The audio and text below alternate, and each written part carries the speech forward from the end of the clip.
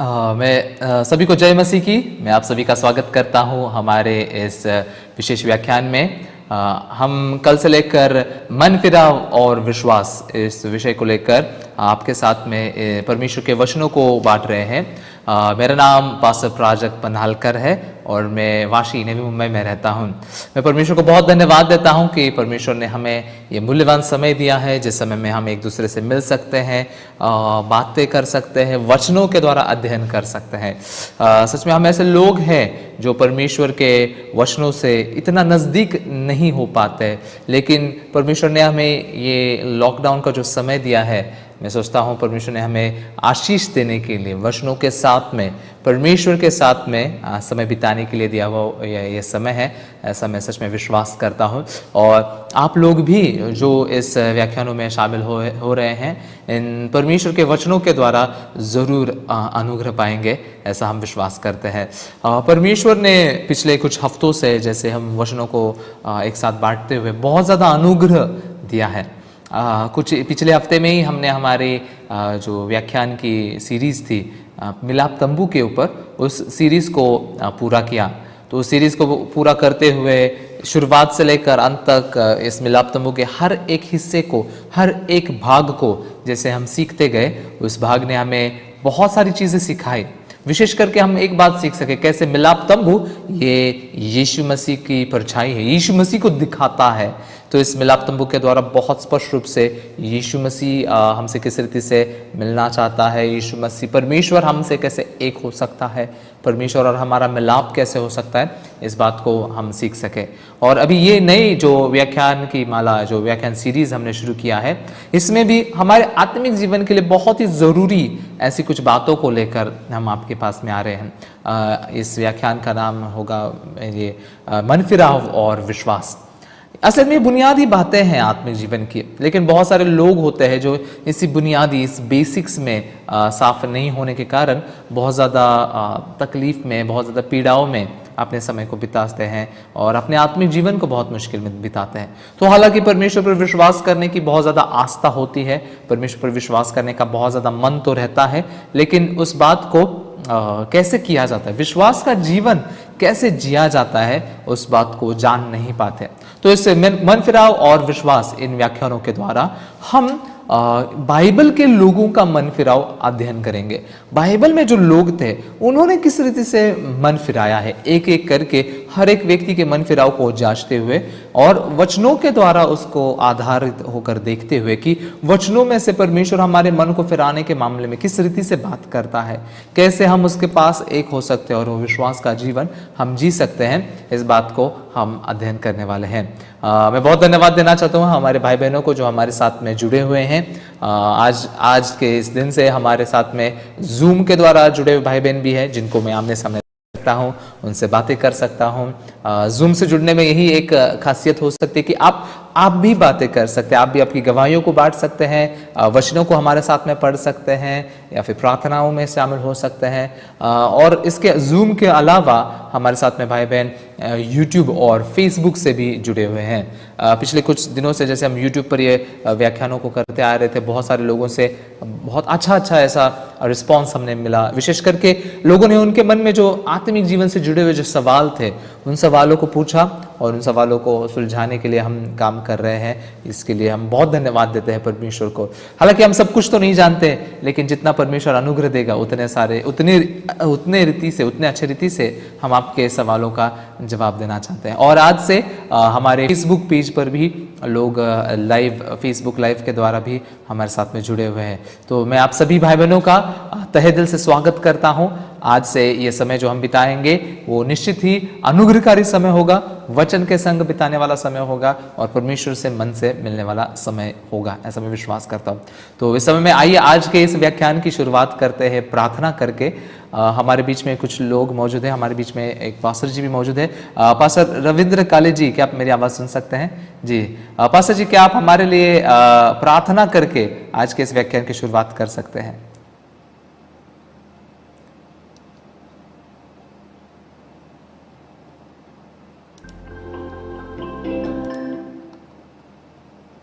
जी pastor जी, मैं आपकी आवाज़ सुन नहीं पा रहा हूँ सही रीति से, एक मिनट।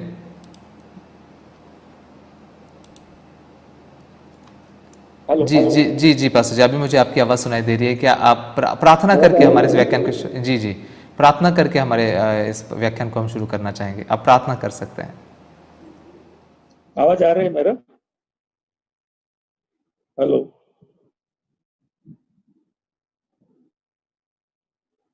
हेलो।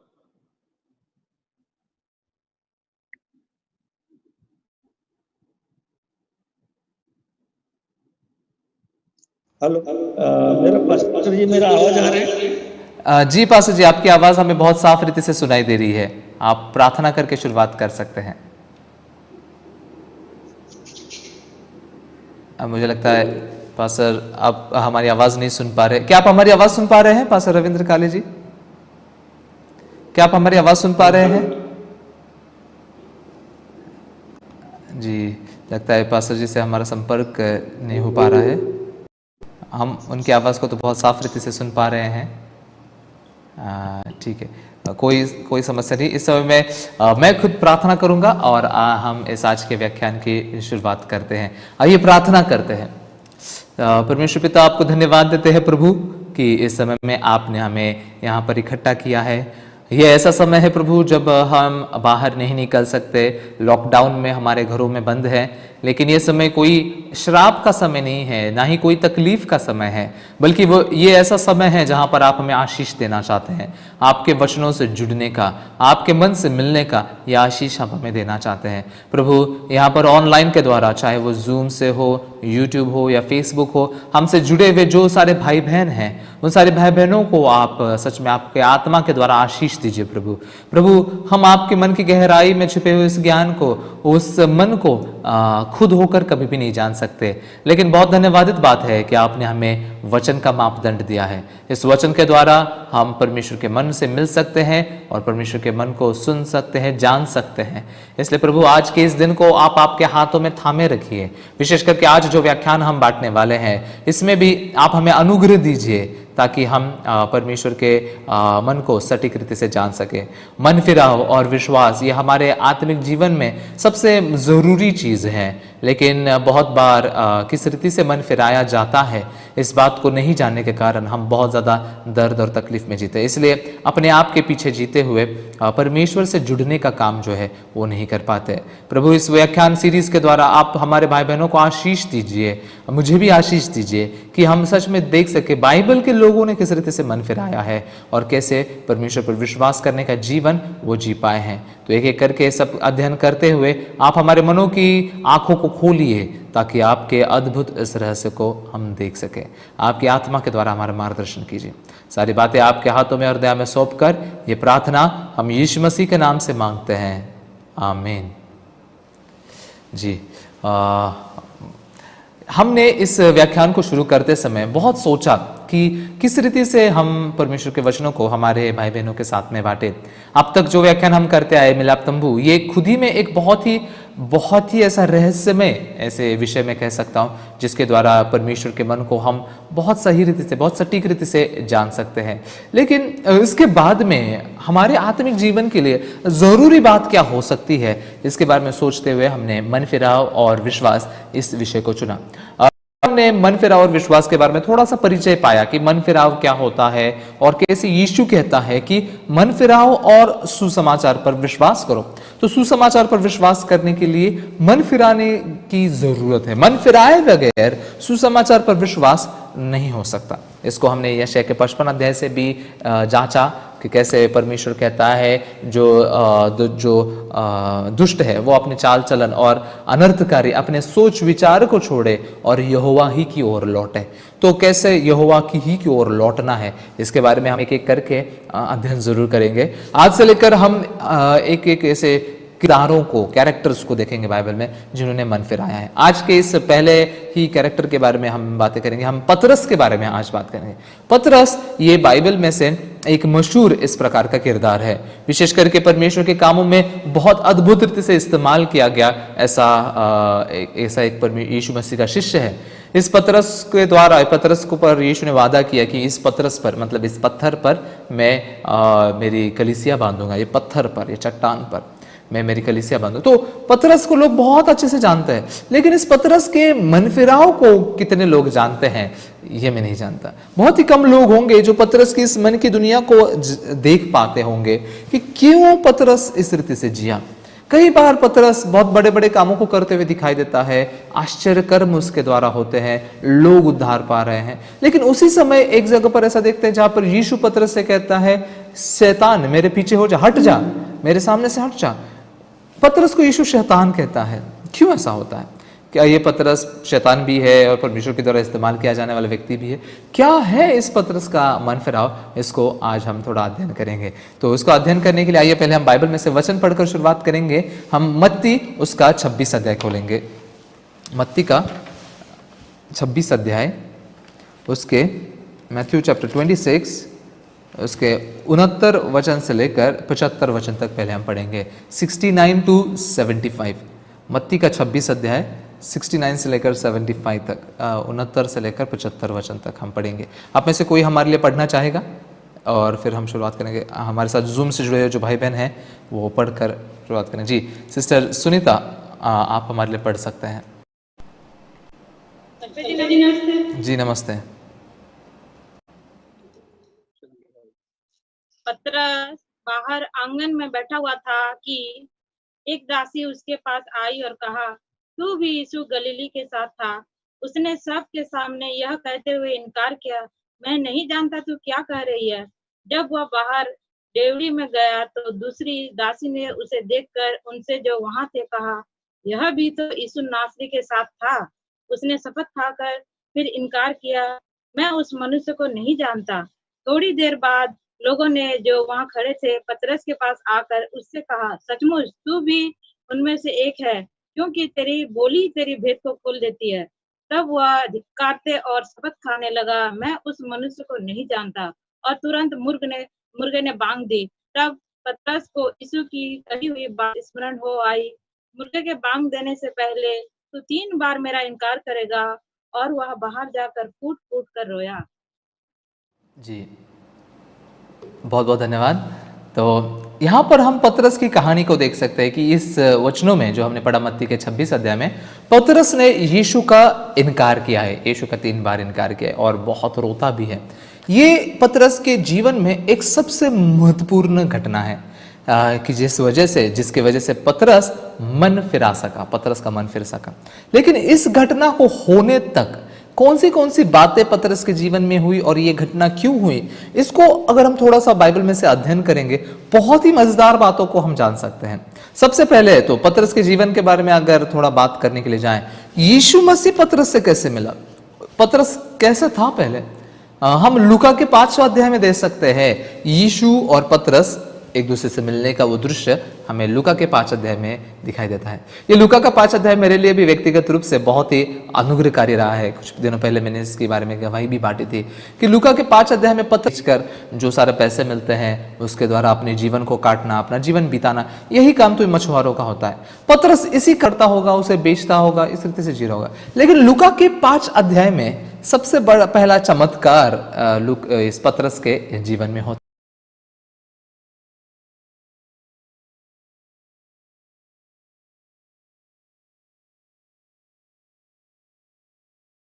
था, जहां ऐसी बातें होने लगी कि पतरस जहां कहीं भी अपना जाल डाल रहा है, जहां कहीं मछलियां पकड़ने के लिए जा रहा है, वहां पर उसको मछली ही नहीं मिल रही। अब थोड़ा सोचिए, एक ही झील में, गलील की इस झील में पतरस मछलियां पकड़ते आया है। उस झील के बहुत ही चप्पे चप्पे को, हर एक कोने को बहुत अच्छे से पतरस जानता होगा। पतरस को पता होगा कौन सी जगह पर जाऊंगा, कितनी मछलियां मिलेगी, कितनी ज्यादा मछलियां कहां पर रहेगी, और कहां पर कैसे कैसे मछलियां मुझे मिल सकती हैं। तो ये बातों की जानकारी रखने वाला होगा। 10 बार जाल डालने पर भी उसको कोई मछलियां नहीं मिल रही है। आमतौर पर अगर हम लोग पतरस की जगह पर होते, हमें तो मछलियां पकड़ने का इतना अनुभव नहीं है ना, तो हम लोग जब कुछ बार जाल डालकर मछली पाने की कोशिश कर रहे हैं और मछली नहीं मिलती तो क्या सोचेंगे, अरे लगता है आज का दिन अच्छा नहीं है, छोड़ो जाने दो, मछलियां नहीं मिलने वाली, आज जाकर सो जाता हूं, आराम करता हूं, फिर कल देख लेंगे, कल थोड़ी मछलियां पकड़ लेंगे। लेकिन पतरस ऐसा बिल्कुल नहीं करता। पतरस लगातार जाल डाल रहा है, लगातार जाल डाल रहा है। 5वें अध्याय में वो क्या कहता है पता है? वो कहता है कि मैंने रात भर मेहनत की, पूरी रात भर पतरस ने जाल डाला है, पूरी रात भर। क्यों? थोड़ा सोचेंगे, ये मन की दुनिया अगर आप पतरस के मजेदार बातें हमें मिल सकती है। हम बाइबल पढ़ते हुए अगर लोगों के मन की दुनिया को स्टडी करेंगे, ये बातें हमको बहुत कुछ सिखा सकती है। पतरस रात भर क्यों जाल डाल रहा है? क्या वजह हो सकता है उसको इतना रात भर मछली पकड़ने के लिए जाल डालने की? 1-2 बार या फिर 10 बार 20 बार कोशिश करके हार माननी चाहिए थी ना। पता नहीं रात भर जाल डालते समय उसने कितनी बार जाल डाला होगा, कितनी बार मछलियां पकड़ने की कोशिश की होगी, बहुत बार। लेकिन अंत तक हार नहीं मानी उसने, अंत तक, रात खत्म होने तक अंत नहीं उसने हार नहीं माने, जाल डाल ही रहा है। क्यों? क्योंकि पतरस को पता है मुझे मछलियां पकड़ने को आती है, मैं इतने दिनों से, इतने सालों से मैं मछुआरा रहा हूं, मैं मछलियों को पकड़ सकता हूं, क्यों मछलियां नहीं आ रही है बोल के पकड़ते ही जा रहा है, पकड़ते जा रहा है, कुछ नहीं मिलता। हाँ, और फिर रात भर पूरा मेहनत करता है और आखिरकार हताश होकर बैठ जाता है। और क्या कर रहा होता है पता है? अपने जाल को धो रहा होता है, जाल धो रहा होता है। अब थोड़ा सोचिए, एक मछुआरे के लिए ये कितनी दर्दनाक बात होगी ना, कि मैंने रात भर मेहनत की है और मुझे कुछ भी नहीं मिला है, कुछ भी नहीं पाया मैंने, और जाल धो रहा है, खाली जाल धो रहा है। खाली जाल धोते हुए बहुत सारी चीजें के बारे में वो सोचता होगा, आज मुझे मछली नहीं मिली, क्या हो गया, क्या मैं मछली पकड़ने में मेरी ये जो स्किल है, जो काबिलियत है, क्या वो कम हो गई क्या? क्या अब से मुझे मछलियां नहीं मिलेगी क्या? फिर ऐसा ही होता रहा तो मेरा जीवन कैसे होगा? मेरे घर वालों का क्या? मेरी पत्नी है, मेरे घर वालों का क्या? मेरे घर को कैसे चलाऊंगा? मैं कैसे मेरे जीवन को आगे बढ़ा सकूंगा? इस प्रकार की बहुत सारी बातें पतरस के मन में चल रही होती है। लेकिन उसी समय में हम देखते हैं यीशु पतरस से मिलता है, पहली बार यीशु पतरस से मिलता है। और वहां पर समुद्र के, गलील के झील के किनारे के पर बहुत सारे नाव लगे होते हैं, उस नाव में से यीशु पतरस के नाव में प्रवेश करता है। सही है, पतरस के नाव में प्रवेश करता है और पतरस से कहता है अपने नाव को किनारे से थोड़ा हटा ले, और वहां पर खड़े रहकर यीशु प्रचार करने लगता है। मैं बहुत सोचने लगा, यीशु पतरस के नाव में क्यों गया? वहां पर बहुत सारी नाव भी थी ना, दूसरे लोगों की नाव भी होगी, झील के किनारे मछुआरों की बहुत सारी नाव होंगी, लेकिन उतने मछुआरों में से यीशु पतरस के नाव में ही क्यों जा सका? क्योंकि पतरस की नाव खाली थी। पतरस की नाव में कोई मछली नहीं थी, खाली। ये खालीपन को हम देख सकते हैं। बाइबल में कई बार खाली होते हुए हम लोगों को देखते हैं। मुझे इस खालीपन से एक कहानी याद आती है। आपने वो बात शायद से सुनी होगी, पुराने नियम में उत्पत्ति के 40 अध्याय में पिलाने हारा और पकाने हारा की भी कहानी है। उसको हम बाद में विस्तार से अध्ययन करेंगे ही। उस समय पिलाने हारा जो सपना देखता है, उस सपने में उसके सामने एक दाखलता आती है, उसमें से दाख निकल आते हैं, लेकिन उसके हाथ में क्या होता है पता है? खाली कटोरा, खाली। कई बार देखते हैं लोगों को परमेश्वर खाली करता है। ये रूत की पुस्तक में अगर हम देखते हैं, वहां पर नाओमी है, नाओमी को परमेश्वर खाली करता है। जब नाओमी बेथलेहम में आती है, लोग कहते हैं नाओमी वापस आ गए, नाओमी कहते हैं मुझे नाओमी मत कहना, मुझे मारा कहना, मारा। क्यों? क्योंकि परमेश्वर ने मुझे खाली किया है, छुच्ची मतलब खाली किया है, सर्वशक्तिमान ने मुझे खाली कर दिया है। ये बातों को हम हमारे जीवन में भी देख सकते हैं। कई बार परमेश्वर हमें खाली करता है, लेकिन ये खाली होना सिर्फ खराब बात हो या बुरी बात है, ऐसा बिल्कुल नहीं है। ये खाली होना बहुत अच्छी बात है ना? पतरस, यहाँ पर पतरस की नाव खाली है, पतरस पूरा खाली पड़ा हुआ है, जाल धो रहा है और सोच रहा है अभी मेरा क्या होगा। करता यीशु मसीह पतरस के नाव में प्रवेश कर, क्योंकि वो खाली था, वो नाव खाली है, उसमें यीशु प्रवेश करता है और प्रवेश करके वहां पर से वचन प्रचार करने लगता है। वचन प्रचार करते हुए बहुत लोग उससे वचन तो सुनते हैं, लेकिन उसमें से वहां पर बैठा हुआ पतरस भी यीशु की बातों को सुन रहा होता है। यीशु क्या प्रवचन दे रहा है, क्या सबसे ज्यादा मछुआरे कहां पर पकड़ते? उथले पानी में, उथला पानी जो होता है, उस उथले पानी में मछलियां पकड़ते। तो पतरस को ये ज्ञान है, और यीशु पतरस का कह रहा है कि पतरस गहरे में ले चल और गहरे में जाकर जाल डाल। ये यीशु तो मछुआरा नहीं दिख रहा, इसको तो मछली पकड़ने के बारे में कुछ पता ही नहीं है ऐसा लगता है, लेकिन इस यीशु की बात पतरस सुनता है। यीशु के इस बात को क्या जवाब देता है? पतरस कहता है अपनी नाव गहरे में ले जाल, और ये बात सुनने की है, और कुछ भी नहीं पकड़ा। पूरी रात भर मैंने मेहनत की और कुछ भी नहीं पकड़ा, लेकिन प्रभु तेरे शब्द के अनुसार, तेरे कहने पर मैं जाल डालता हूं। पहली बार उसके जीवन में पतरस ने अपने अनुसार नहीं, किसी और के अनुसार जाल डाला। अपने अनुसार नहीं, किसी और के अनुसार, यीशु मसीह के कहने के अनुसार पतरस ने जाल डाला। और जाल डालने के बाद में क्या हो गया? बहुत सारी मछलियां उसको मिल गई, इतनी सारी मछलियां कि लोग खींच भी नहीं पा रहे थे, नाव डूबती जा रही थी। इसलिए पतरस अपने दोस्तों को बुलाता है, सब लोग आकर वो मछलियों को खींचते हैं और पाते हैं। सही ना? बहुत बड़ा चमत्कार हुआ ना पतरस के जीवन में। अगर हमारे साथ में, आप लोगों के साथ में अगर ऐसी बातें हो जाए, जब यीशु, आप ऐसी सारी बातें मिलने के बाद में क्या होना चाहिए? आप खुश होने चाहिए ना, आनंदित होने चाहिए ना। वाह, मुझे जो मछलियां नहीं मिली थी रात भर वो अभी मिल चुकी है, इस प्रकार से खुश होना चाहिए। लेकिन पतरस ऐसा खुश नहीं होता।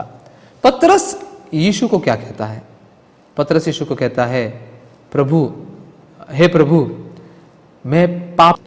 ये पतरस जो रात भर मछली पकड़ के कुछ नहीं पाया, यीशु के कहने पर इतनी सारी मछलियां पाने के बाद में अपने आप को मैं मनुष्य कहता है, जो प्रभु के सामने खड़े रहने के बिल्कुल भी लायक नहीं है। क्यों पतरस अपने आप को पापी कहता है? क्यों वो ऐसी दशा में है, ऐसी जगह पर होते हुए, इतने बड़े कामों को उसके सामने अनुभव करते हुए पापी कहता है? क्योंकि पतरस जान लेता है कि आज तक मैंने जो जिया है वो पाप कर किया। कोई मुझे बता पाएगा? आप में से कोई जवाब देना चाहेगा?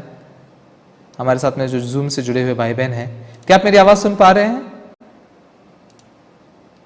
कहना चाहेगा कि पतरस ने क्या ऐसा पाप किया इसलिए वो कहता है कि प्रभु, मैं पापी इंसान हूं, मेरे से दूर चले जाइए। जी, कोई बताना चाहेगा? जी, सिस्टर नंदनी, आप बता सकते हैं। सिस्टर नंदनी, क्या आप मेरी आवाज सुन पा रहे हैं? जी,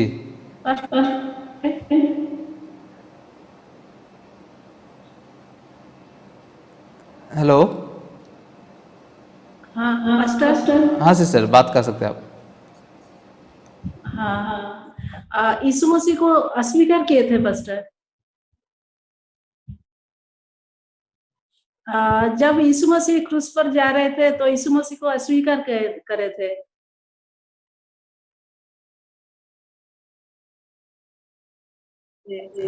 ये बात तो बाद में हुई बात है, लेकिन सबसे पहले जब पहली बार यीशु से पतरस मिलता है, उसने बहुत बड़े काम का अनुभव किया ना, उसके सामने इतनी मछलियां मिल गई, लेकिन उस समय पतरस कहता है कि मैं पापी मनुष्य हूं प्रभु, मुझसे दूर चले जाओ। क्या पाप किया उसने? यीशु के कहने पर तो जाल डाला और यीशु के कहने पर तो उसने मछलियां पाई है। तो क्या ऐसा पाप किया है पतरस ने जिसके विषय में प्रभु यीशु से कहता है कि प्रभु मुझसे दूर चले जाइए, मैं आपके सामने खड़े रहने के लायक मनुष्य नहीं हूं? क्या कोई और बताना चाहेगा? जी रोशन जी, आप बता सकते हैं। सुन रहे हैं? जी। तो अपना सोच और विचार में चल रहा था, यीशु का वचन को नहीं माना। जी बहुत धन्यवाद। अगर हम थोड़ा सोचते हैं, पतरस ने ऐसा क्या पाप किया है कि जिसके वजह से वो इतना परमेश्वर के सामने, यीशु के सामने कहता है कि मैं जो पापी हूँ मुझसे दूर चले जाओ? इसका कारण क्या? पतरस ने अब तक जो जीवन जिया है प्रभु के बिना जीवन जिया, यीशु के बिना जीवन जिया, यीशु की बात को सुना ही नहीं है कभी। अभी इतनी सालों से जो मछलियां पकड़ता था वो सिर्फ अपने रीति से जीता आया है। मेरा जीवन जो मैं खुद होकर जी रहा हूं, ये जीवन कितना पापमय जीवन है। ये जीवन ही परमेश्वर के सामने मैं पापी जीवन में खुद से जी रहा हूं। इस बात का आविष्कार पतरस करता है। हम जब कुछ बड़े अनुग्रह को पाते हैं ना, अनुग्रह को पाने के बाद में अनुग्रह से खुश होते हैं, है कि नहीं? कई बार अनुग्रह पाकर बहुत आनंदित होते हैं, हाँ परमेश्वर ने मुझे अनुग्रह दिया, बहुत बड़ी चीज दी है। लेकिन बाइबल में एक कारण लिखा गया, परमेश्वर हमें अनुग्रह क्यों देता है। कल भी हमने इसके बारे में बात की थी, रोमियो के 2 अध्याय के 4 वचन से, सही है ना? परमेश्वर की कृपा, परमेश्वर का जो अनुग्रह है वो क्यों दी जाती है, क्या कारण है उसका? रोमियो के 2 अध्याय के 4 वचन जो हमने कल पढ़ा था, उसमें लिखा है, परमेश्वर की कृपा तुम्हें मन फिराव को सिखाती है। आमीन। परमेश्वर की कृपा मन फिराव को सिखाती है। परमेश्वर के अनुग्रह का, जिसने सच में परमेश्वर के अनुग्रह का अनुभव किया है, वो व्यक्ति अपने पाप को सच में जानता है। अब मैं इस रीति से जीवन जिए, ये परमेश्वर के सामने दुष्टता है, पाप है। पतरस के जीवन की शुरुआत ऐसे होती है। शुरुआत में जब हम देखते हैं पतरस सच में अपने आप से बाहर निकलकर यीशु मसीह से जुड़ने का जीवन जी सकता है। लूका के 5 अध्याय के बाद से उस 5 अध्याय एक प्रकार का शुरुआती क्षण रहा पतरस को यीशु से जुड़ने के लिए, पतरस को यीशु से मिलने के लिए। 5 अध्याय में पतरस जब इतना बड़ा काम देखता है, उस समय कहता है, हे प्रभु मैं पापमय मनुष्य हूं, मुझसे दूर चले जाइए। तब यीशु पतरस से कहता है, मैं तुझे मनुष्य का मछुआरा पकड़ूंगा, तू मेरे पीछे चल, तू मेरे पीछे चल, मैं तुझे मनुष्य का पकड़ने वाला बनाऊंगा। मनुष्य का मछुआरा यीशु पतरस को बनाएगा, ऐसा यीशु वादा करता है। कितना अद्भुत है ना ये दृश्य। पतरस यीशु के साथ में अभी जा रहा है, एक हो गया यीशु के लिए, और यीशु के साथ में चलने के लिए पतरस ने अपनी नाव छोड़ दी, अपना जाला छोड़ दिया, अपने परिवार को तक छोड़ दिया और यीशु के पीछे हो लेता है, यीशु के साथ में चलता है, यीशु के संग अपने जीवन को बिताने लगता है। कितना अद्भुत है ये कि पतरस इस प्रकार से जीवन बिता रहा है, परमेश्वर के साथ में, यीशु के साथ में इस प्रकार से उसका जीवन बिता रहा है। लेकिन थोड़ा सोचिए, फिर यहां पर पतरस ऐसा है, पहली बार जब यीशु से मिलता है, पहली बार पतरस यीशु से मिलने पर ऐसा है, लेकिन क्यों आज जो वचन हमने पढ़ा मत्ती के 26 अध्याय में, मत्ती के 26 अध्याय में पतरस यीशु का इनकार करते हुए हम देख सकते हैं। पतरस यीशु के खिलाफ जाते हुए, यीशु को धिक्कारते हुए, धिक्कारना लिखा है ना हिंदी में स्पष्ट रूप से, धिक्कार कर उसको श्राप देते हुए इनकार करता है। नहीं, मैं इसको पहचानता नहीं। सिर्फ इतना ही नहीं, गाली देकर, धिक्कार कर, बुरी बुरी बातें कहकर यीशु को इनकार करता है। ये पतरस इस रीति से क्यों हो गया? क्या वजह है? क्या पतरस के आस्था में कमी हो गई? क्या पतरस की लगन में कमी हो गई? या पतरस का मन जो यीशु के प्रति था, वो मन, उसके मन में की आस्था वो कम हो गए? नहीं, बिल्कुल नहीं। आज मैं भाई बहनों से, हमारे साथ भाई बहनों के साथ में इसी बात को बांटना चाहता हूं। पतरस कब यीशु के द्वारा चलाया जाता है, कब यीशु की बात को सुन सकता है? पता है, जब पतरस खाली है। लेकिन जब पतरस भर जाता है तब यीशु के द्वारा बिल्कुल भी चलाया नहीं जा सकता, तब यीशु के द्वारा यीशु की बातों को बिल्कुल भी सुन नहीं सकता। कौन सी चीजें से पतरस भरा हुआ है, कौन सी बातों से पतरस भर जाता है कि यीशु के कामों को वो देख भी नहीं पाता, सुन भी नहीं पाता? आइए हम थोड़े वचनों को पढ़ेंगे। मत्ती के 16 अध्याय को खोलते हैं। मत्ती उसका 16 अध्याय, 16 अध्याय के बाद में 16 अध्याय में से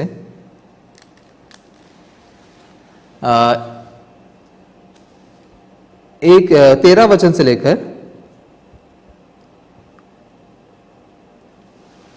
19 वचन तक। क्या आप में से कोई पढ़ेगा हमारे लिए 13 से लेकर 19 तक? जी, मत्ती उसका 26 अध्याय 13 से लेकर 19 तक। जी, हमारे साथ में सिस्टर रोज है, क्या आप हमारे पढ़ सकते हैं? जी जी सिस्टर, आप पढ़ सकते हैं। जी सिस्टर। जी जी। जब यीशु कैसरिया फिलिप्पो के प्रदेश, सुनाई दे रहा है पास्टर? हेलो, जी जी जी। जब यीशु कैसरिया फिलिप्पी के प्रदेश में आया तो अपने चेलों से पूछने लगा, मनुष्य का पुत्र कौन है? लोग यह कहते हैं। उन्होंने कहा, कुछ तो यूहन्ना बपतिस्मा देने वाला कहता है, कुछ एलिया और अन्य यिर्मयाह अथवा नबियों में से एक। उसने उनसे कहा, पर तुम क्या कहते हो, मैं कौन हूँ? सिमोन पतरस ने उत्तर दिया, तू जीवित परमेश्वर का पुत्र मसीह है। यीशु ने उससे कहा, हे सिमोन, योना के पुत्र, तू धन्य है, क्योंकि मांस और लहू ने इसे तुझ पर प्रकट नहीं किया, परंतु मेरे पिता ने जो स्वर्ग में है। मैं मुझ में यही भी कहता हूँ कि तू पतरस है और इसी चट्टान पर है अपनी कलीसिया बनाऊंगा और अधोलोक में फाटक उस पर प्रबल ना होगा। पास्टर, कहाँ तक पढ़ना है? मैं तुझे स्वर्ग के राज्य की कुंजियां दूंगा और जो कुछ तू पृथ्वी पर बांधेगा वह स्वर्ग में बांधेगा और जो कुछ तू पृथ्वी पर खोलेगा वह स्वर्ग में खोलेगा। बहुत बहुत धन्यवाद, बहुत बहुत धन्यवाद सिस्टर। तो हम यहाँ पर क्या देख सकते हैं, यहाँ पर यीशु अपने शिष्यों को एक सवाल पूछता है कि क्या लोग क्या कहते हैं मेरे बारे में, लोग मेरे बारे में क्या बातें करते हैं। तो शिष्य लोग बताते हैं कि कोई एलिया कहता है, कोई भविष्यवक्ता कहता है, कोई यूहन्ना बपतिस्मा दाता कहता है। लेकिन यीशु कहता है तुम मेरे बारे में क्या कहते हो। उस समय में सही जवाब देने वाला जो व्यक्ति है वो पतरस है। पतरस क्या जवाब देता है? पतरस ये जवाब देता है कि शिमोन पतरस ने उत्तर दिया, तू जीवते परमेश्वर का पुत्र मसीह है। जीवते परमेश्वर का पुत्र, परमेश्वर का पुत्र है तू, मसीहा है तू। ऐसा जवाब पतरस देता है। ये बिल्कुल सही जवाब है ना। और ये कहने के बाद में यीशु पतरस को एक बात बताता है, एक और बात जानने देना चाहता है। कौन सी बात है वो कहता है, हे शिमोन योना के पुत्र, धन्य है तू, क्योंकि मांस और लहू ने नहीं परंतु मेरे पिता ने जो स्वर्ग में है यह बात तुझ पर प्रकट की है। ये बात जो है, इस बात को आप थोड़ा सा ध्यान से देखिए और समझिए। यीशु पतरस को क्या बताना चाहता है? पतरस, मांस और लहू ने नहीं बल्कि मेरे स्वर्ग के पिता ने तुझ पर यह बात प्रकट की है। किसने प्रकट की है? स्वर्ग के पिता ने, परमेश्वर ने। मांस और लहू मतलब तेरे खुद के द्वारा तूने ये बात नहीं जानी है, तेरे खुद के द्वारा तूने ये कुछ जानकारी ऐसे नहीं पाई है, परमेश्वर ने तुझे जानने दिया है, इसलिए तूने जानी। समस्या क्या होगी है पतरस के जीवन में?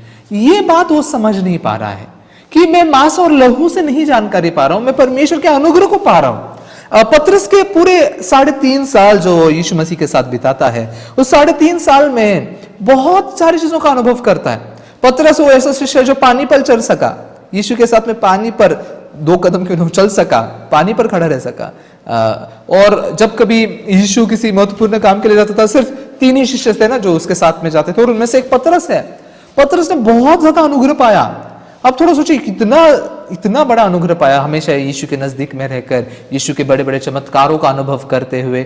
ये जहां पर एक पहाड़ पर जब यीशु परिवर्तित होता है, ट्रांसफॉर्म होता है, और मूसा और एलिया आकर यीशु से बातें करते हुए भी पतरस ने देखा। पतरस भी उस देखने वालों में से एक था। इतनी बड़ी बड़ी अनुग्रह को पतरस ने पाया है। लेकिन पतरस एक बात को कौन सी चीज को जानना भूल गया या फिर समझ नहीं पाया कि मांस और लहू ने मुझे ये बातें नहीं सिखाई। मांस और लहू मतलब इस मुझ में से, मेरे इस शरीर में से ये बातें नहीं आई है। आज लोग इस फर्क को नहीं कर पाते हैं। जब परमेश्वर के कामों का अनुभव करते या फिर कुछ भलाई का काम करते जो उनको लगता है अच्छा है, वो अच्छा करने के बाद में क्या मानते हैं? ये सब बातें इसी मांस और लहू में से आई, मुझ में से आई है, मैंने की है, ये मेरे द्वारा हुई बातें हैं। इसलिए अपने आप को बहुत ही महत्व देते हुए जीवन जीते। पतरस का जीवन भी ऐसा ही हुआ। पतरस जो खाली था, जो खाली नाव में बैठा हुआ पतरस था, वो यीशु से बहुत आसानी से मिल सका, यीशु के साथ एक हो सका। लेकिन उसी पतरस को जब यीशु चला रहा है आगे, यीशु ने एक वादा देकर पतरस को चलाया। वो वादा कौन सा था? कि मैं तुझे मनुष्य का पकड़ने वाला बनाऊंगा। ये वादा देकर यीशु पतरस को चला रहा है। लेकिन ये वादा यीशु के मन में नहीं है, पतरस ने की हुई बातें ही पतरस के मन में है। मैंने कौन सा अनुभव किया, मेरे पास क्या मन है, मैं किस आस्था से जीता हूं, इस रीति का मन लेकर पतरस जीता है। इसीलिए क्या होता है पता है, इस तुरंत यहां पर जब ये यीशु उसको कहता है कि मांस और लहू ने नहीं बल्कि मेरे स्वर्गीय पिता ने तुझे जानने दिया है, इस पतरस पर, इस पत्थर पर, ये चट्टान जो है, जो बातें परमेश्वर ने तुझे बताई है, ये प्रगटीकरण जो है, प्रकाशन जो है, इस प्रकाशन पर, इस वचन पर, इस वादे पर मैं मेरी कलीसिया बांधूंगा, ऐसा यीशु कहता है। लेकिन ऐसा कहने के बाद में तुरंत आगे एक और पतरस का रूप हम देख सकते हैं। आगे पढ़ते हैं, बहुत मजेदार बातें हैं। 21 वचन से लेकर 23 वचन तक हमारे लिए कोई पढ़ेगा क्या? उसी अध्याय में से, मत्ती का 16 अध्याय में से 21 से लेकर 23 तक। 21 से लेकर 23 तक कोई पढ़ना चाहेगा? जी, सिस्टर सुनीता हमारे लिए पढ़ सकती है। उस समय से यीशु अपने चेलों को बताने लगा, अवश्य है कि मैं यरूशलेम को जाऊं और पुरनियों और प्रधान याजकों और शास्त्रियों के हाथ से बहुत दुख उठाऊं और मार डाला जाऊं और तीसरे दिन जी उठूं। इस पर पतरस उसे अलग ले जाकर झिड़कने लगा, ये प्रभु, परमेश्वर न करे, तेरे साथ ऐसा कभी ना होगा। उसने मुड़कर पतरस से कहा, ए शैतान, मेरे सामने से दूर हो, तू मेरे लिए ठोकर का कारण है, क्योंकि तू परमेश्वर की बातों पर नहीं परंतु मनुष्य की बातों पर मन लगाता है। जी बहुत बहुत धन्यवाद सिस्टर। तो यहाँ पर हम क्या देख सकते हैं, यीशु अपने मृत्यु के बारे में बताता है, ये कैसे मैं क्रूस पर चढ़ाया जाऊंगा, कैसे मैं मारा जाऊंगा, इसके विषय में यीशु बता रहा है, और फिर मैं तीसरे दिन फिर से जी उठूंगा, इसके बारे में यीशु बताता है। लेकिन ये बातें सुनने के बाद में पतरस आकर यीशु को क्या कहता है कि प्रभु, परमेश्वर ना करे तेरे साथ ऐसा कभी ना होगा, परमेश्वर ना करे ऐसी बुरी बातें तेरे साथ हो, तू मारा ना जाए, तू क्रूस पर ना चढ़ाया जाए। ये बातें पतरस कह रहा है। ये बातें अच्छी बातें है ना। यीशु अगर कहता है मैं मरने जा रहा हूं, तो पतरस कहता है प्रभु प्लीज आपके साथ ऐसा मत हो, आप ऐसा मत कहिए, ऐसी बुरी भली बातें क्यों कहते हैं आप। ये कहना अच्छा है ना। अगर आप पतरस समझो, आप पतरस के गुरु हो और आप ऐसी बातें कहते हो कि मैं मरने जा रहा हूं, और पतरस कहते नहीं गुरुजी आप ऐसा कृपया करके मत कहिए। पतरस के ऐसी बातों को सुनने के लिए, ऐसी बातें को बोलने की इच्छा भी हम रखते हैं ना। मतलब सच में यीशु के लिए इतना प्यार हमारे मन में भरा है कि उस प्यार के मारे यीशु को मरने भी नहीं देना चाहते, यीशु के साथ में कोई बुरा भला ना हो, इस बात को होने देना चाहते हैं ना। मतलब सिर्फ अच्छा ही हो, ऐसे अच्छा ही भरे मन से यीशु को देखते हैं, है ना। हम भी ऐसे पतरस के मन को चाहते हैं ना कई बार, परमेश्वर के कामों के प्रति सिर्फ मेरे मन में आस्था उभरे, परमेश्वर के कामों को बहुत ही भलाई से अच्छे मन से मैं करूं। लेकिन ये अच्छे मन से पतरस ने यहाँ पर कोई ढोंग नहीं किया है, उसका मन जैसा है उसको ही बताया है। प्रभु ऐसा ना हो कि आप मरे, आप ना मरे प्रभु, आपके साथ ऐसा बुरा भला ना हो। उस समय यीशु पतरस को कहता है, हे शैतान मेरे पीछे हट जा। क्यों? क्योंकि तुम परमेश्वर की नहीं मनुष्य की बातों पर मन लगाता है। कुछ समय पहले यही यीशु ने पतरस से कहा, ये बात तुझे मांस और लहू से नहीं परमेश्वर पिता से पता चली है। ये बात बताकर यीशु क्या कहना चाहता है, पतरस तू जो ये अनुभव कर रहा है ना, तुझे अनुग्रह पा रहा है ना, ये तेरे शरीर से या तेरी काबिलियत से तू नहीं पा रहा है, परमेश्वर ने तुझे दिया हुआ अनुग्रह है, परमेश्वर ने तुझे दिया हुआ अनुग्रह है, इसलिए तू इसका अनुभव कर रहा है। लेकिन पतरस क्या सोचता है, मैं कुछ तो विशेष हूं इसलिए मैं इस प्रकार का अनुभव कर पा रहा हूं, मैं कुछ तो बेहतरीन हूं, मुझ में कुछ तो ऐसी अच्छी काबिलियत है, मेरे मन में यीशु के प्रति प्यार करने का इसलिए इतना जोश भरा हुआ है, इतना प्यार भरा हुआ है, इसलिए यीशु मेरे से ऐसे बातें करता है और इसलिए मैं ऐसी सारी चीजों का अनुभव कर पा रहा हूं। तभी यीशु इस पतरस को कहता है, हे शैतान मेरे पीछे हट जा, क्योंकि तू परमेश्वर की नहीं मनुष्य की बातों पर मन लगाता है। ये मनुष्य की बातों पर मन लगाने वाला पतरस, ये हमारा स्वरूप है। भाई बहनों, हम लोग जो है ना, परमेश्वर की बातों पर मन लगाने के बजाय किस बातों पर मन लगाना चाहते हैं पता है? मनुष्य की बातों पर। मनुष्य कैसा है, क्या है।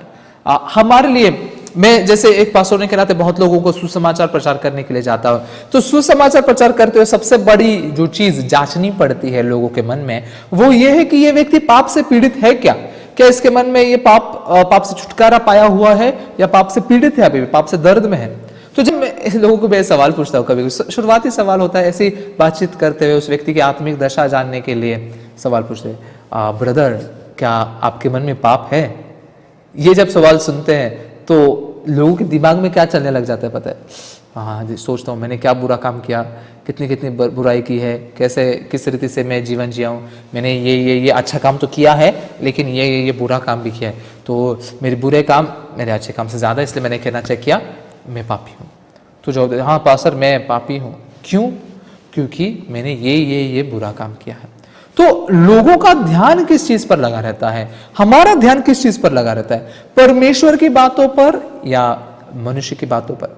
मनुष्य ने की बात। मनुष्य एक ऐसा बहुत ही अजीबोगरीब एक ऐसा प्राणी है कि जो हमेशा जिसका ध्यान जो है ना किसी और से भी ज्यादा अपने आप पर लगा होता है, अपने आप पर। मैं क्या सोचता हूं, मुझे क्या लगता है, मुझे क्या महसूस होता है, इसलिए उस बात को हम बहुत ही ज्यादा महत्व देते हुए जीते हैं। अपने आप को जो सही लगता है उस सही बातों को बोलने के लिए हम ज्यादा से ज्यादा ध्यान देते हैं। यहां पर पतरस जो बातें कह रहा है, आप में से कोई कह सकता है ये गलत बात बोल रहा है।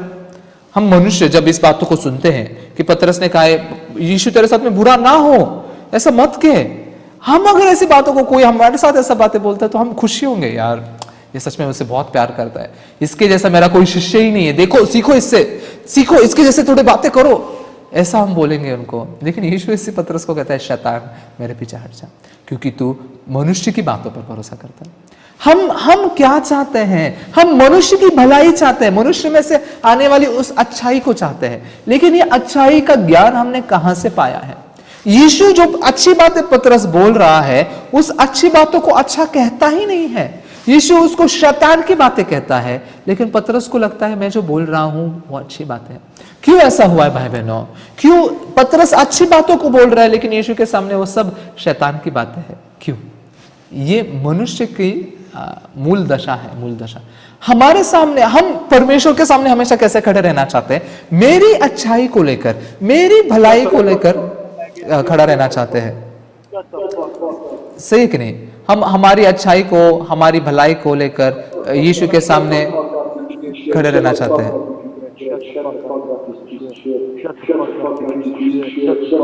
जी माफी चाहता हूं मैं।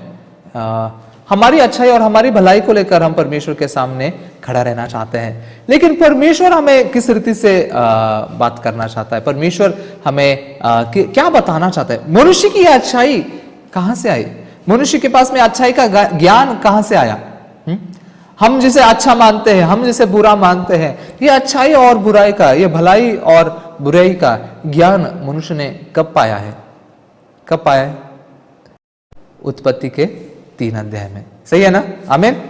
उत्पत्ति के 3 अध्याय में। और ये भलाई और बुराई का क्या ज्ञान मनुष्य को देने की इच्छा किसने रखी? किसने रखी? कोई बताना चाहेगा? जी जी पास्टर रविंद्र जी बात कर सकते। जी बिल्कुल सही कहा, शैतान ने। शैतान चाहता था कि मनुष्य के पास में भलाई और बुराई का ज्ञान आए। परमेश्वर ने तो कहा था इस भले और बुरे के ज्ञान के फल को तू बिल्कुल मत खाना, क्योंकि जिस दिन तू खाएगा उस दिन तू पक्का मारा जाएगा। तो ये शैतान क्यों चाहता है परमेश्वर मनुष्य के पास में भलाई और बुराई का ज्ञान हो? क्योंकि जिस दिन मनुष्य के पास में ये भलाई और बुराई का ज्ञान आया, उस समय में मनुष्य के पास में अपना एक मापदंड बनाए, ये भला है, ये बुरा है। सही कि नहीं? ये अच्छा है, ये बुरा है। तो तब से मनुष्य परमेश्वर की बातों को भी सुनते हुए कैसे सुनता है पता है? ये अच्छा है, ये बुरा है। अपने आप को भी देखते हुए मुझ में ये अच्छा है, ये बुरा है। इस ज्ञान के अनुसार, इस स्टैंडर्ड से, इस मापदंड से डिवीजन करना, भला है, बुरा है। तो अपने ही मापदंड से जीने लगा है मनुष्य उत्पत्ति के 3 अध्याय से। उत्पत्ति के 3 अध्याय के पहले कैसे जीता था? उत्पत्ति के 2 अध्याय में जब अदन की वाटिका में मनुष्य परमेश्वर के साथ में समय बिताते समय अपने ज्ञान, अपने मापदंड से नहीं, परमेश्वर के मापदंड से, जब परमेश्वर कहता है भला है तो भला है। आमीन। जब परमेश्वर ने देखा, जैसे उत्पत्ति के पहले अध्याय में लिखा है, परमेश्वर ने देखा कि जो ये है, जो सारी बातें हैं वो जो परमेश्वर ने देखा कि जो आकाश और पृथ्वी को निर्माण किया, हर एक दिन में, हर एक पल में उसने काम करके उस काम को बुरा कहा या क्या अच्छा कहा। परमेश्वर ने जो सारे काम किए हैं उन सारे कामों को उसने भला ही कहा है, अच्छा ही कहा है। उसको परमेश्वर कभी बुरा नहीं कहता, क्योंकि वो परमेश्वर के द्वारा हुई बातें हैं। परमेश्वर हमें इस रीति से चलाना चाहता है। उसके द्वारा वो जो करता है वो हमारे लिए भला है। यहां पर यीशु जो कह रहा है कि मैं तुम्हारे लिए क्रूस पर मारा जाऊंगा, मैं तुम्हारे लिए क्रूस पर मारा जाऊंगा, दुख सहन करूंगा और तीसरे दिन फिर से जी उठूंगा। ये बातें बुरी बातें हैं क्या? ये बातें बहुत अच्छी बात है। हम पापियों के लिए, पापों से उद्धार देने की ये बातें हैं, पाप से छुड़ाने के लिए दी गई बातें हैं। तो इस प्रकार की बातों को पतरस कहता है अपने ज्ञान से, अपने उस भले और बुरे के ज्ञान से कहता है कि हे प्रभु तेरे साथ में ऐसा ना हो। तो मैं आज आपसे क्या बातें करना चाहता हूं हमारे भाई बहनों, मैं आपको एक बात बताना चाहूंगा कि पतरस के सामने, पतरस का आत्मिक जीवन शुरुआत तो खालीपन से हुआ, और जब वो खाली था तब वो यीशु से मिल सका। लेकिन उसके बाद में पतरस का जीवन कैसे हो गया है? पतरस खाली था और यीशु से मिल सका, लेकिन उसके बाद में जो सारी चीजों का अनुभव किया है उसने बस अपने आप से उन चीजों को जोड़ा है। मैंने किया है, मेरे द्वारा हुई है, मैं विशेष हूं इसलिए मैंने यीशु के ऐसे अनुग्रह का अनुभव किया है, मैंने ऐसी बातों को किया। और तब से पतरस अपने ही भलाई के मापदंड पर जोर देते हुए हम देख सकते हैं। आज भी ज्यादातर लोग इसी रीति से जीवन जी रहे हैं ना, अपनी ही भलाई के मापदंड पर जीवन जी रहे हैं ना। जो मुझे अच्छा लगता है, जो मुझे सही लगता है, वही भलाई का मापदंड लेकर जीते ना। हमें क्या है? हमें कोई भलाई है? हमें कोई अच्छाई है? कुछ है? कुछ भी नहीं है। हमें ना तो भलाई है ना तो अच्छाई है, कुछ भी नहीं है। हम परमेश्वर हमें कैसे देखता है? आइए थोड़ा बाइबल में से वचन पढ़ेंगे। हम यिर्मयाह उसके 13 अध्याय को खोले हैं। यिर्मयाह, बाइबल में से यिर्मयाह के 13 अध्याय का 23 वचन। 23 वचन क्या हमारे लिए कोई पढ़ेगा? यिर्मयाह उसका 13 अध्याय का 23 वचन हमारे लिए कोई पढ़ेगा? जी सिस्टर सुनीता आप पढ़ सकते हैं। क्या हबशी अपना चमड़ा या जूता अपने धब्बे बदल सकता है? यदि वे ऐसा कर सके तो तू भी जो बुराई करना सीख गई है भलाई कर सकेगी। जी हाँ, बहुत बहुत धन्यवाद सिस्टर। यहाँ पर क्या लिखा गया है? यहाँ पर यिर्मयाह के 13 अध्याय 23 वचन में लिखा है, क्या हबशी अपना चमड़ा या चीता अपने धब्बों को बदल सकता है? ऐसा हो सकता है क्या? बिल्कुल नहीं। हबशी मतलब कौन है? इथोपियन, इंग्लिश में इथोपियन कहा है। इथोपियन एक मनुष्य जो जिसका चमड़ा, जो अपने चमड़े का रंग, मेरा रंग इतना गोरा नहीं है, क्या मैं अपने आप को गोरा बना सकता हूँ? बिल्कुल नहीं। मैं मेरे चमड़े को बदल सकता हूँ। क्या हबशी अपना चमड़ा बदल सकता है? क्या संभव है? क्या ये बात संभव है? असंभव है, असंभव है, पूरी तरह से असंभव है।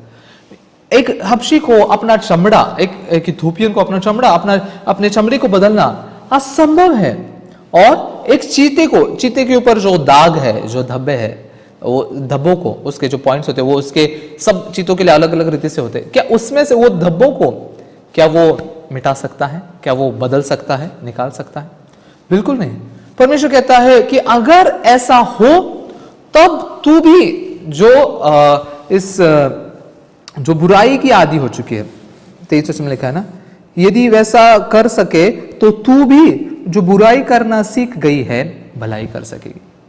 यह परमेश्वर का मापदंड है मनुष्यों के प्रति। मनुष्यों में से भलाई को परमेश्वर नहीं देखता, मनुष्य में से सिर्फ बुराई को परमेश्वर देखता है। मनुष्य में सिर्फ बुराई भरी हुई है। मनुष्य जो है परमेश्वर के सामने अच्छाई को दिखाना चाहता है, लेकिन मनुष्य की अच्छाई सिर्फ ढोंग से भरी हुई है ना। मनुष्य में से सिर्फ भला कभी आ ही नहीं सकता। इसलिए परमेश्वर कहता है यदि ऐसा हो सके, मतलब अगर एक हबशी, ये इथोपियन जो है, अपना चमड़ा बदल सके, अपना रंग बदल सके, या फिर एक चीता अपने धब्बे बदल सके, तभी तुम जो बुराई के आदि हो चुके हो अच्छाई कर सके। हाँ, मेरे लिए इतना असंभव है अच्छाई करना। एक और वचन हम पढ़ेंगे, इसके बारे में थोड़ा सा हम बात करेंगे। आइए उत्पत्ति का 6 अध्याय हम पढ़ते हैं। उत्पत्ति उसका 6 अध्याय उसका 5 वचन। उत्पत्ति के 6 अध्याय का 5 वचन कोई पढ़ेगा हमारे लिए? उत्पत्ति उसका 6 अध्याय का 5 वचन। उत्पत्ति की पुस्तक उसका 6 अध्याय का 5 वचन क्या हमारे लिए कोई पढ़ेगा? जी सिस्टर रोज हमारे लिए पढ़ सकते हैं। सिस्टर आपकी आवाज सुनाई नहीं दे, आपका माइक अनम्यूट कर सकते तो। जी जी 6 का 5 पढ़ना। जी। तब यहोवा ने देखा कि पृथ्वी पर मनुष्य की दुष्टता बहुत बढ़ गई है और उसके मन का प्रत्येक का निरंतर बुरा ही होता है। जी हाँ, ये परमेश्वर की दृष्टि है मनुष्य के प्रति। यहाँ पर उत्पत्ति के 6 अध्याय के 5 वचन में जब यहोवा ने मनुष्य को देखा, हम मनुष्य को देखता है, क्या देखता है? कि मनुष्य की बुराई पृथ्वी पर बढ़ गई है और उनके मन के विचार में जो कुछ उत्पन्न होता है वह निरंतर बुरा ही होता है, निरंतर बुरा ही होता है। मेरे मन से, मनुष्य के मन से, मेरे मन से जो कुछ उत्पन्न होता है वो निरंतर बुरा ही होता है। तो ये मेरी असलियत है। मेरे मन से आई हुई चीजों में से, हाँ, मेरे मन से आई हुई चीज मुझे निरंतर बुरी नहीं दिखती ना, कभी अच्छी दिखती है, कभी बुरी दिखती है, सही कि नहीं? कभी अच्छा लगता है, ये बात जो मुझे लगता है, मेरे पास में बहुत उत्साह से भरा मन है, जोश से भरा मन है, मैं परमेश्वर की सेवा करना चाहने का मेरा मन है। मुझमें से आई हुई बातें, मेरे अंदर से आई हुई बातें कैसी है? निरंतर बुरी ही है, निरंतर बुरी है।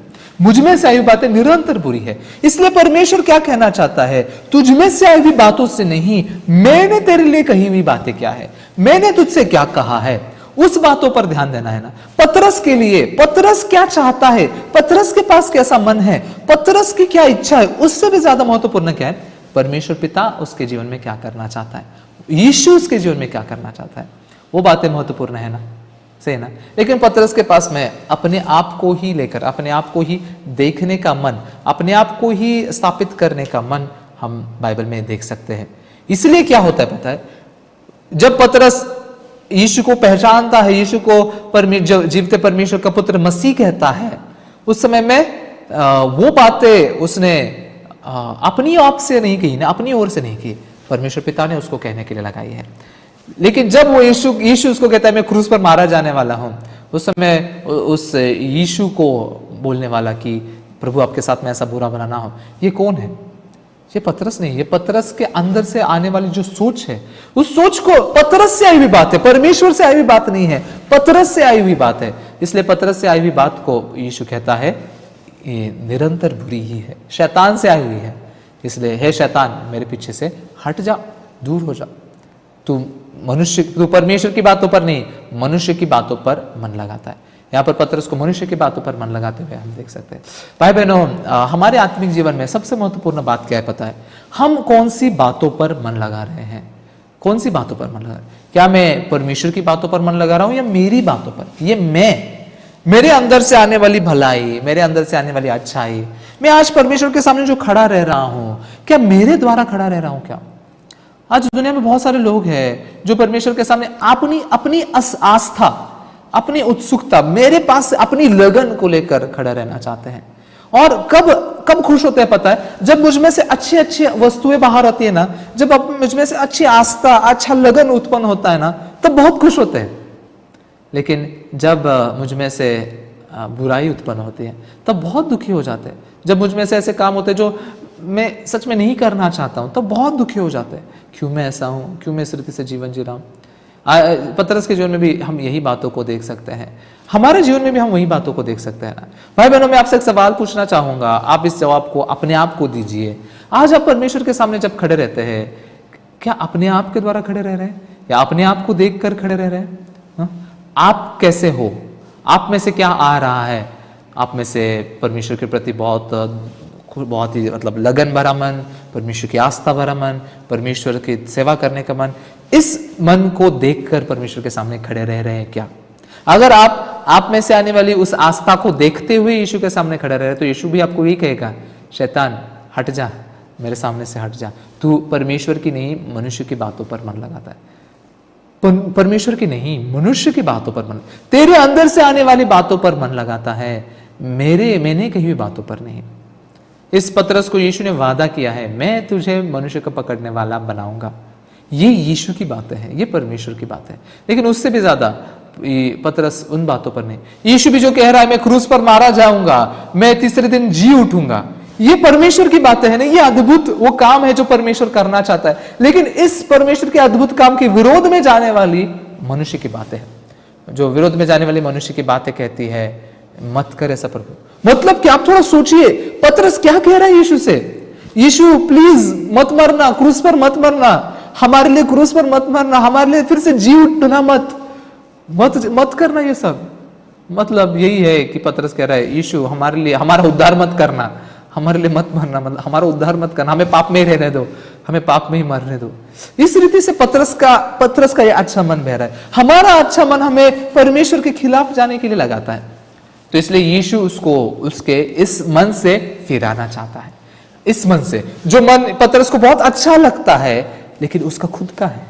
आज परमेश्वर हमें मन फिराव को सिखाना चाहता है ना। मन फिराव मतलब मैंने कहां से मन फिराना है, किसी बुरे काम से नहीं, मैंने किए बुरे काम से नहीं, अपने आप से मन फिराना है, अपने आप से, मुझ में से आने वाली बातों से। मुझ में से आने वाली बातें कभी मुझे अच्छी लगती है, कभी बुरी लगती है। तो ज्यादातर लोग कौन से धोखे में रहते हैं, मुझ में से आई हुई बुरी बातों का तो इनकार करना चाहते हैं, लेकिन मुझ में से आई हुई अच्छी बातों को रखना चाहते हैं, उसे सुरक्षित रखना चाहते हैं और उसे लेकर परमेश्वर के सामने खड़े रहना चाहते हैं। है कि नहीं, सही कि नहीं? क्या हम भी ऐसे आत्मिक जीवन नहीं जीते? परमेश्वर मेरे साथ समझो, मेरे मन में व्यभिचारी मन है, उस व्यभिचारी मन को निकालना चाहते हैं, लेकिन मेरे अंदर जो बहुत ही खुशी आस्था से भरा मन है, समझो कुछ ना कुछ तो करने का मन है, अगर वो मेरा मन है तो वो भी निकाला जाना जरूरी है ना। ये बात हम बाइबल में भी देख सकते हैं शाऊल के मामले में, पहले शमूएल के 15 अध्याय में। पहले शमूएल के 15 अध्याय में परमेश्वर शाऊल से कहता है, जाकर अमालेकियों का सत्यानाश कर, अमालेकियों को मार डाल। क्या स्त्री, क्या पुरुष, क्या छोटे बच्चे, दूध पीते बच्चे, उनके जो दास दासी, सब भेड़ बकरियां, गाय बैल, ऊंट, गधे, सबका सत्यानाश कर, ऐसा परमेश्वर शाऊल को कहता है। शाऊल सत्यानाश करता है ना? करता है? शाऊल सत्यानाश करता नहीं है, कुछ चीजों को मार डालता है। कौन सी चीजों को? जो उसकी नजरों में खराब है, इतनी अच्छी नहीं है, उन चीजों को मार डालता है। लेकिन जो अच्छी अच्छी भेड़ बकरियां है, अच्छे गाय बैल है, उसको जिंदा रखता है। और क्या कारण है जिंदा रखने का? क्या कारण है? थोड़ा मैं वो देखना चाहूंगा। हालांकि हम पतरस के बारे में बात करें, लेकिन ये बिल्कुल पतरस का मन बिल्कुल इस शाऊल के मन के समान ही नहीं है क्या? आइए थोड़ा देखते हैं हम पहले शमूएल उसका 15 अध्याय, उसका 13 वचन से आगे हम पढ़ेंगे।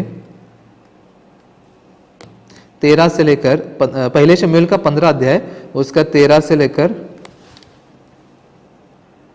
15 वचन तक। क्या हमारे लिए कोई पढ़ेगा? जी सिस्टर प्रियदर्शनी हमारे लिए पढ़ सकते हैं। पास्टर आप सुन सकते हैं हमें? ओके। तब सैमुएल शाऊल के पास गया और शाऊल ने उससे कहा, तुझे यहोवा की ओर से आशीष मिले, मैंने यहोवा की आज्ञा पूरी की है। सैमुएल ने कहा, फिर भेड़ बकरियों का यह मिमियाना और गाय बैलों का यह बेमना जो मुझे सुनाई देता है, यह क्यों हो रहा है? शाऊल ने कहा, वे तो अमेलिकियों के यहाँ से आए हैं, अर्थात प्रजा के लोगों ने अच्छी से अच्छी भेड़ बकरियों और गाय बैलों को तेरे परमेश्वर यहोवा के लिए बलि करने को छोड़ दिया है, और बाकी सबको जो हमने सत्यानाश कर दिया है।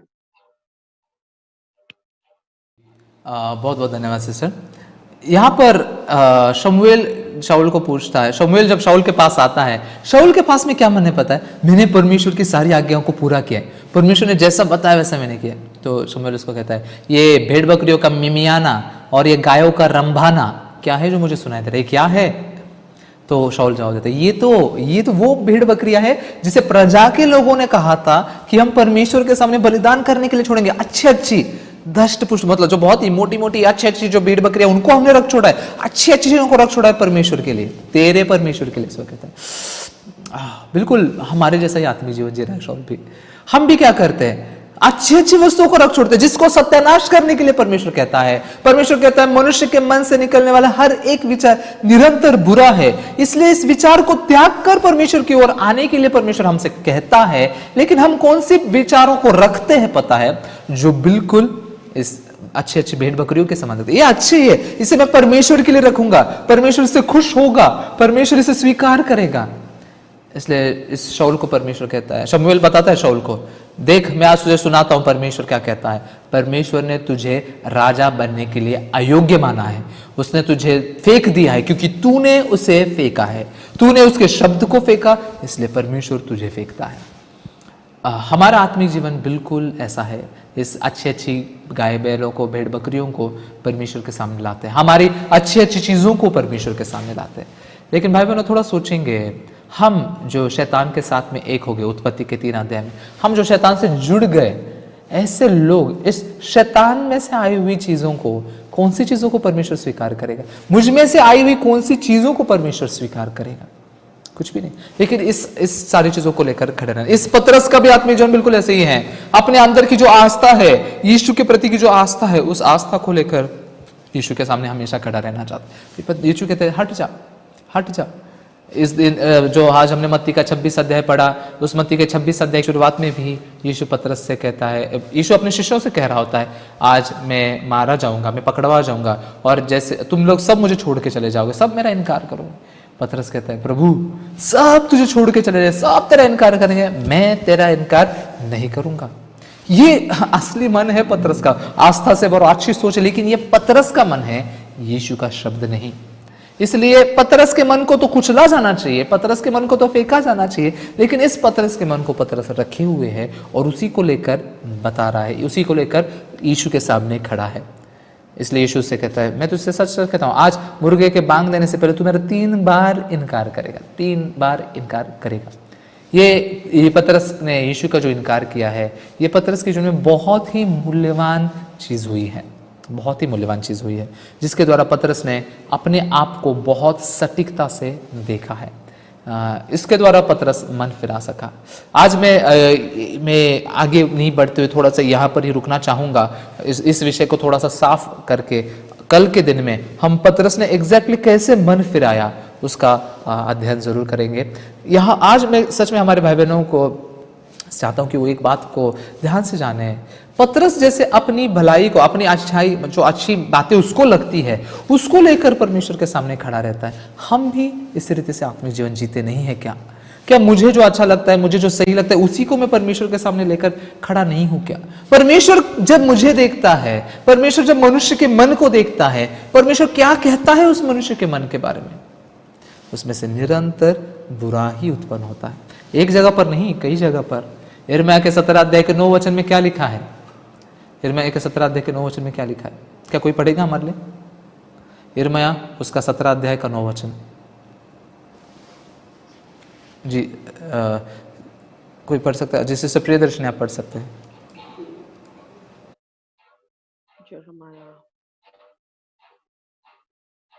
17 का 9 पास्टर। ओके।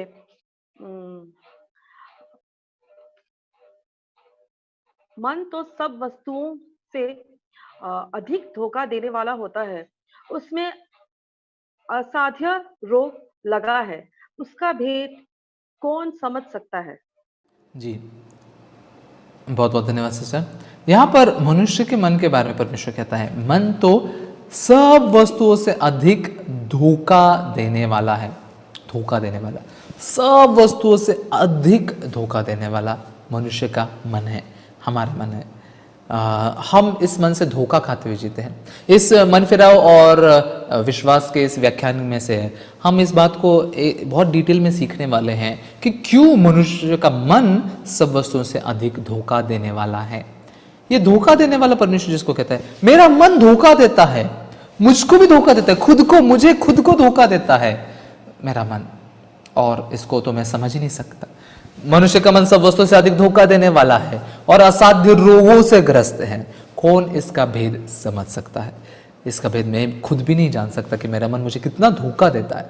तो इसलिए परमेश्वर कहता है, मन फिराओ, अपने इस मन से मन फिराओ, अपने आप से, अपनी सोच से, अपने ही मार्गों से मन फिराओ, और हम अपने ही मार्ग में जीते रहते हैं। ये सच में सबसे बड़ी दुष्टता है। पतरस ने भी यीशु के सामने अपनी आस्था, अपने मन को लेकर खड़ा रहता है।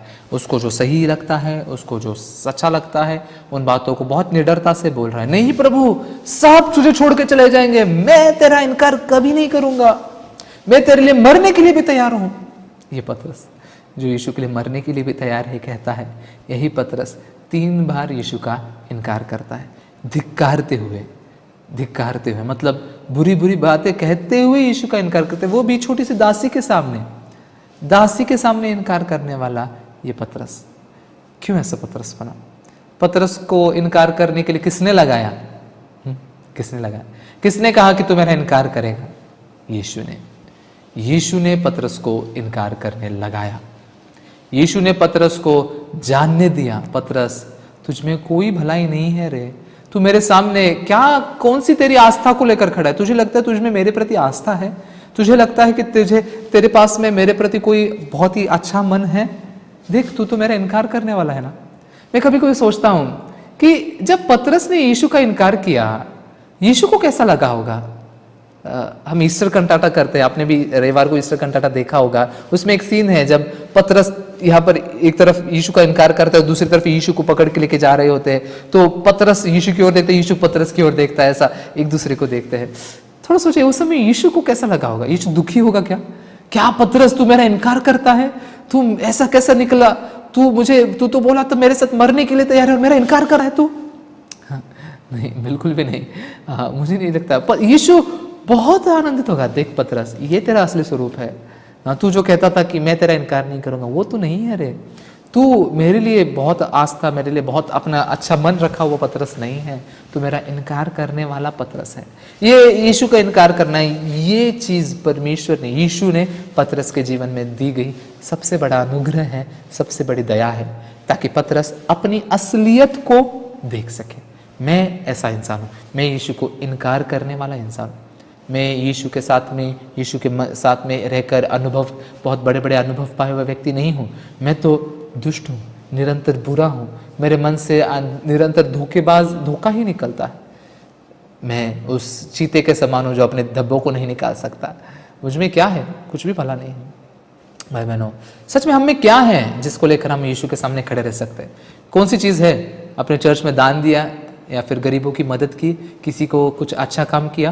क्या उन सारी चीजों को लेकर आप परमेश्वर के सामने खड़े रह सकते हैं और कह सकते हैं परमेश्वर देखो मैंने ये किया है, इसलिए मैं लायक हूं आपके सामने खड़े रहने के लिए, लायक हूं आपके द्वारा स्वीकारने के लिए? नहीं। लेकिन शैतान लगातार हमें धोखा देता है अपनी आप की ओर देखने के लिए, मेरे कर्मों को, मेरे कामों को परमेश्वर के सामने लेकर खड़े रहने के लिए। जब भी हम ऐसा करते हैं हमेशा निराश ही हो सकते हैं, क्योंकि मेरे कामों को परमेश्वर कभी भी स्वीकार नहीं करता, और वो यही बताता है कि कैसे तू मेरा इनकार करने वाला व्यक्ति है। आज के लिए मैं इतना ही बांटना चाहूँगा। कल हम और विस्तार से देखेंगे कि इस पतरस ने मन कैसे फिराया, कैसे ये पतरस जो यीशु का इनकार करने वाले पतरस है, प्रेरितों के काम में अद्भुत काम करने वाला पतरस बन सका, जिसके द्वारा 3000 लोगों ने उद्धार पाया, 5000 लोगों ने उद्धार पाया, बड़े बड़े सुसमाचार के काम हो रहे। ये पतरस ऐसा कैसे बन सका? ये मन फिराव से हो सका। मन फिराव करने के बाद में वो विश्वास का जीवन जी सका। भाई बहनों, आज भी हमें ये मन फिराव करके विश्वास करना है, तो इसलिए इस मन फिराव को और विस्तार से हम इस व्याख्यान के द्वारा सीखें, ऐसा मैं सच में अपेक्षा करता हूँ। आज के लिए मैं इतना ही बांटना चाहूँगा। बहुत बहुत धन्यवाद। हमारे पास में समय पहले ही हमने बहुत लिया है, फिर भी थोड़ी बहुत गवाहियों को हम सुनना चाहेंगे। आप में से जो कुछ अपने मनों को व्यक्त करना चाहेंगे, अपनी गवाहियों को थोड़ा व्यक्त करना चाहेंगे कि इस समय के दौरान, इस व्याख्यानों के द्वारा आप क्या मन पा रहे हैं, क्या समझ पा रहे हैं, क्या सीख पा रहे हैं, ताकि हम भी जान सके और उस रीति से वचनों को आप तक लेकर आ सके। इसलिए हमारे लिए भी मदद साबित होगी। आप में से कोई है जो अपनी गवाही को बांटना चाहेगा या अपने अनुभव को बांटना चाहेगा हमारे साथ में? कोई है तो हाथ ऊपर उठा सकता है। जी, सिस्टर प्रियदर्शनी, आप बात कर सकते हैं। जी पास्टर, मैंने अपने आप को बहुत बार मतलब खुद को, मतलब जैसे खुद को इतना मतलब अच्छा समझती थी मैं, अपने आप को दूसरों के साथ मैं कंपैरिजन, तुलना करती थी, और मैं समझने लगी थी कि मैं, मुझ में अच्छाई है, मैं उसके जैसा नहीं हूँ। तो हमेशा मेरे मन में यही होता था। लेकिन एक समय ऐसा आया कि परमेश्वर अपने वचनों के द्वारा मुझे सिखाया, और अभी इन दिनों भी जब मैं आपसे वचन सुन रही हूँ, और ये पूरा एकदम क्लियर होता जा रहा है ऑलवेज। लेकिन बहुत बार वचन सुनने के बावजूद भी, बॉर्न अगेन होने के बावजूद भी, मैंने हमेशा ये सोचा कि मैं अच्छी हूँ, दूसरे औरतों से, दूसरे लोगों से मैं बेहतर हूँ, और अपने आप को 100% मैं गलत हूँ, 100% मैं रॉन्ग हूँ, ऐसा मैं कभी सोची नहीं थी। लेकिन मुझे पास्टर किमसिया बोले कि तुम 100% गलत हो, तो मैं बहुत शॉक हो गई। पर पास्टर मुझे ऐसे कैसे बोल दिया? तो मैंने अपने कर्मों को लेकर मैं ऐसे सोचती थी। लेकिन फिर मैं रियलाइज की, लेकिन ये समझने को मुझे बहुत वक्त लगा कि मैं एक्चुअली 100% गलत हूँ। मैं अपने कर्मों को लेकर, मतलब कुछ करके परमेश्वर के सामने मैं भी खड़ा होना चाहती थी, बिल्कुल पतरस के जैसे। लेकिन अभी जब मैं वचन सुन रही हूँ, सब कुछ बहुत मतलब 1 बाय 1 क्लियरली, बहुत ही अच्छी तरह से मुझे हर बात समझ में आ रहा है, और खुद के ऊपर मैं हंस भी रही हूँ कि मैं कैसी कैसे सोचती थी पहले। और बहुत जन को मैंने मतलब मेरे इस नेचर की वजह से मैंने काफी लोगों को बहुत दुख दुख दिया है। मतलब वचन करते समय भी शैतान आपके हृदय में है। मतलब मैं किल करने वाली हूँ। मतलब मैं बहुत ही बोलते हैं ना, मैं परमेश्वर के हृदय लेकर लोगों को लोगों को वचन नहीं बांटती थी। मैं अपने आप को एक अच्छे जगह में रखती थी और परमेश्वर के सामने मैं अपने आप को मतलब मैंने क्या-क्या किया है, वो सब को पकड़ करके मैं परमेश्वर के सामने खड़े रहती थी। लेकिन अभी मुझे हर बात बहुत क्लियर आ रहा है कि मैं भी कैन की तरह ही थी, हाबिल की तरह बिल्कुल नहीं थी। और ये सब कुछ जब समझ में आ रहा है तो आप मतलब जब वचन प्रचार कर रहे हैं, हमें एक-एक बात सिखा रहे हैं, तो मैं बहुत अपने दिल में बहुत मैं धन्यवादित हूँ। I am very thankful. Thank you pastor. जी, बहुत-बहुत धन्यवाद सिस्टर आपकी गवाही हमारे साथ में बाँटने के लिए। सच में परमेश्वर हमें सिखाता है किस रीति से हम उसके सामने कुछ भी नहीं है और परमेश्वर ही है जो हमारे लिए सब कुछ करता है। मैं बहुत धन्यवाद देना चाहूँगा हमारे सारे भाई बहनों को। और एक गवाही को हम सुन सकते हैं, अगर आप में से और एक जन है तो जो अपनी गवाही बाँटना चाहेगा। जी, सिस्टर विजया, आप हमारे साथ में आपकी गवाही बाँट सकते हैं। आपके माइक को अनम्यूट करके अगर आप हमारे साथ में थोड़ा बात करेंगे, आपके मोबाइल को सीधा रखते हुए आपकी तरफ से आपके माइक को अनम्यूट करेंगे तो अच्छा रहेगा। जी सिस्टर। Hello pastor. जी जी सिस्टर, बात कीजिए। जी हेलो। जैसे पेतुर रात भर मछली पकड़ रहा था, लेकिन थक नहीं गया। हम हो तो एक आज जाएंगे सोएंगे फिर प्रयत्न करेंगे, लेकिन पेतुर हारा ही नहीं और रात भर मछली पकड़ा। लेकिन यीशु मसीह उनको ऐसा मैं पापी हूँ, मैं आपका सामने खड़े रहने का योग्यता नहीं है। सच में मैं अपने आप को देख पाई कि सच में मैं मेरे अपने आप पर भरोसा रखने वाली औरत हूँ, मेरे सामर्थ्य पर। और हाँ, तकता भी नहीं, हमेशा ऐसे जी रहे। मैं चर्च में हूँ तो बेहतर रहना है सबसे, पास्टर के नजर में अच्छा रहना है। मेरे कामों से मेरे मेरे सोच से मैं प्रयत्न कर रहा था, लेकिन परमेश्वर बोलता है, पेतुर बोला आप मारो मत। ऐसा बोल रहे कि आप हमारे पापों के लिए मरो मत, हमको रक्षा मत करो ऐसे। लेकिन जब देखा कि वो शैतान का सोच है, जो अच्छा बुरा ज्ञान लेके जीना ये शैतान का सोच है, ये इसको फेंकना चाहिए। वो मैं जान पाया, अच्छा को रखते बुरे को फेंकते हैं हम, लेकिन अच्छा भी फेंकना चाहिए, ये समझ पाए। बहुत बहुत धन्यवाद सिस्टर। सच में मैं जब सुनता हूँ आपकी गवाहियों को, परमेश्वर हमारे मन में अद्भुत रीति से काम कर रहा है, इसलिए मैं परमेश्वर को बहुत धन्यवाद देता हूँ। आज के व्याख्यान को हम यहीं पर समाप्त करेंगे। आगे हम और सीखेंगे कैसे ये पतरस ने मन फिराया और उसके बाद में भी एक एक व्यक्ति को देखते उस व्यक्ति का जीवन कैसे चला। अगर उसकी इस मन की दुनिया को हम सीखेंगे, इस व्यक्ति का मन कैसे परमेश्वर ने चलाया है, हम हमारे मन को भी रिफ्लेक्ट कर सकते हैं, देख सकते हैं परमेश्वर हमारे मन को कैसे चला रहा है। तो मैं आज इतना ही बांटना चाहूँगा। आइए हम प्रार्थना करते हैं और फिर ख़त्म करेंगे। हम प्रार्थना करेंगे। परमेश्वर पिता, हम आपको धन्यवाद देते हैं प्रभु कि प्रभु आपने हमें मूल्यवान समय दिया। इस समय में हम सबसे जुड़ पा रहे हैं, वचनों को सुन पा रहे हैं, अनुग्रह पा रहे हैं। सच में प्रभु आप हमें दिखा रहे हैं कैसे हम पतरस के समान जीवन जिए हैं, पतरस के समान अपने आप पर भरोसा करते हुए, अपने आप के पीछे चलते हुए जीवन जिया है। कभी भी परमेश्वर हमें क्या कहता है, परमेश्वर हमें क्या बताता है, उसको नहीं सुनते। प्रभु आप हमें अनुग्रह दीजिए, जैसे पतरस ने मन फिराया उसी प्रकार का मन फिराव हम सभी के मन में आप देने के लिए आप काम कीजिए प्रभु। इसलिए प्रभु आपको धन्यवाद देते हैं इस सारे समय के लिए। आपकी महिमा हो इन सारी बातों के द्वारा। ये प्रार्थना हम यीशु मसीह के नाम से मांगते हैं, आमीन। जी बहुत बहुत धन्यवाद हमारे सभी भाई बहनों को। अगर आप में से कोई किसी के पास में सवाल है या कुछ बातें आप पूछना चाहते हैं, आप हमें सीधा संपर्क कर सकते हैं।